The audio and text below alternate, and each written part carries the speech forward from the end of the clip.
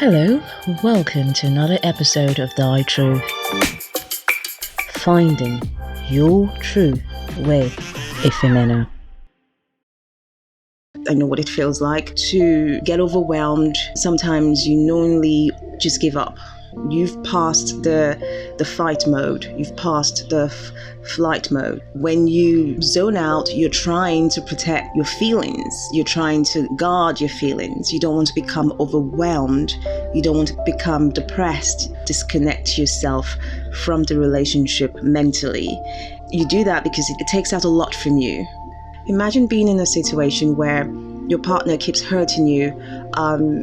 Maybe they know that they hurt you, maybe they don't, but you've tried to communicate how you feel. Maybe it's a man and he comes back from work tired. He just needs his partner to understand what he's going through. He's trying to communicate how he feels. He wants her to take interest in what he's going through, but she has her own issues. There's misunderstanding. She is nagging and trying to make him understand, I'm also going through a lot, so there's a certain time for it, not right now, okay? And then the other hand, maybe it's a woman who feels, I don't like the way you disrespect me. I don't like the way you talk to me in front of the children. I don't like the way you talk to me in front of your friends, your family, or you keep going out, you keep cheating on me, you keep hurting me this way. I'm tired of it. So most times when things like this happen in a relationship, you get into that fight mode. So you're fighting about it, arguing about it, yelling about it.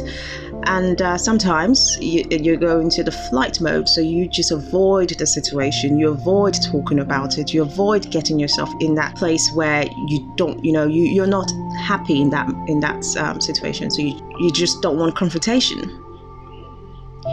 Now, if you've been in that situation, in that place where you've been trying to talk about it, it gets to a point where it's exhausting. It has gotten to a point where you no longer see it solving any problem. You no longer see the fight mode working. The flight mode isn't working. You're numb to their hurt. You're numb to their abuse. You're numb to their manipulation. You're numb to everything. So you zone out. And I know some people who actually tell themselves, for me to cope in this relationship, I have to take out my feelings from this. I don't let it bother me anymore. I don't let it get to me anymore. Because I need to be sane, I zone out of the relationship. So that's why you find a lot of relationships that are emotionless. You see them and you just know that there's no emotions. There's nothing going on between these two. They just create this facade like, okay, we're in a relationship, but it's without emotions. They're numb. Nothing your partner would do or does matters anymore. It feels like you've become immune to the pain. You've become immune to the hurt. It's the only way you can survive. It's the only way you can let go. It's the only way you can move on. I would call it a coping tactic. It's the only way you can cope.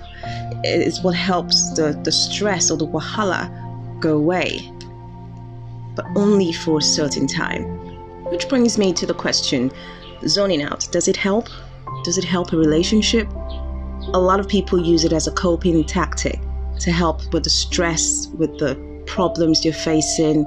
It helps them cope. It helps them deal with it for that moment.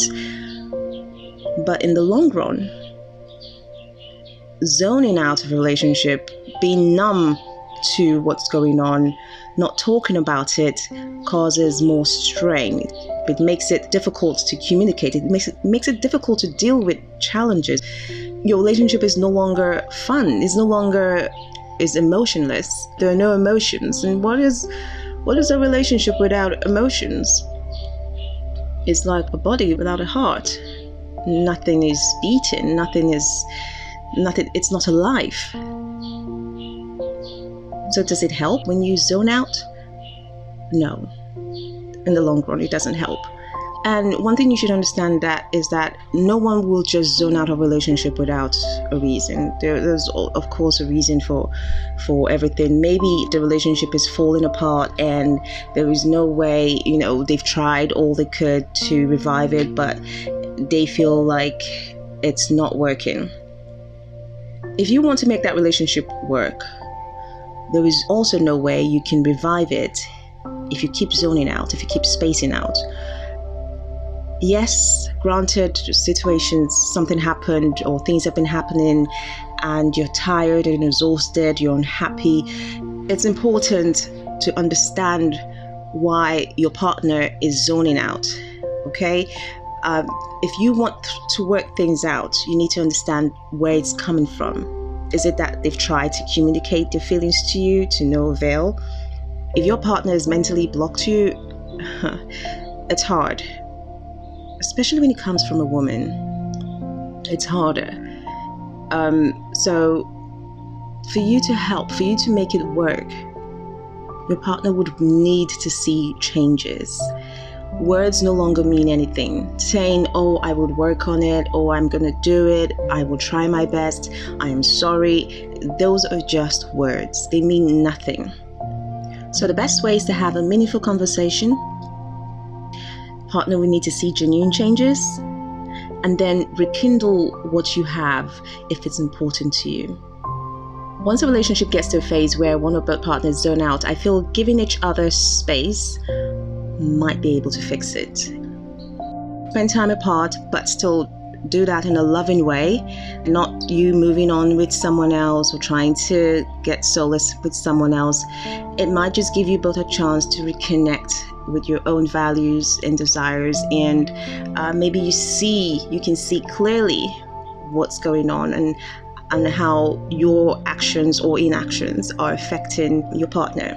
Now, giving space to each other when you're married might be a bit difficult. You don't want to drift apart more, and that's why, if you can, avoid getting to a situation where your partner zones out. Because when they're no longer emotionally connected to you, emotionally and mentally, it's quite difficult to fix that. There are a few things you could try out. Hopefully it helps. You could start with reflecting on what drew you together. Why did you connect with this person? Recognize where the problem is, because that's the most important thing. Understand and recognize where the issues are coming from, and be kind. Be empathetic. Put yourself in your partner's shoes. Be respectful. Do it respectfully. And know this: you cannot just snap your fingers. You can't just say, I've tried, I am tired. If you don't want to, you have to actually make it work.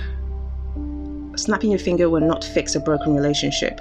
You need to be more empathetic. You need to have mutual respect. You need to talk about it. Both of you need to listen. Cool off. Give each other time or space to cool off, and then reflect.